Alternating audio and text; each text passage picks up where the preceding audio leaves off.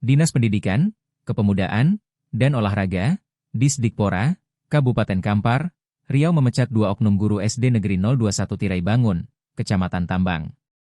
2 guru yang diberhentikan adalah Yon Henry dan Reza Artaputra. Keduanya berstatus honorer. Keduanya dipecat setelah video yang memperlihatkan mereka membanting nasi kotak di depan murid. Aksi tersebut memicu protes dari orang tua dan siswa yang berlangsung pada Rabu, 12 November 2025. Peristiwa Yon dan Reza membanting nasi kotak terjadi saat peringatan Hari Pahlawan, Senin, 10 November 2025. Awalnya, nasi kotak disimpan di dalam ruangan. Yon kemudian berniat membagikan makanan yang sudah disiapkan secara langsung kepada para murid.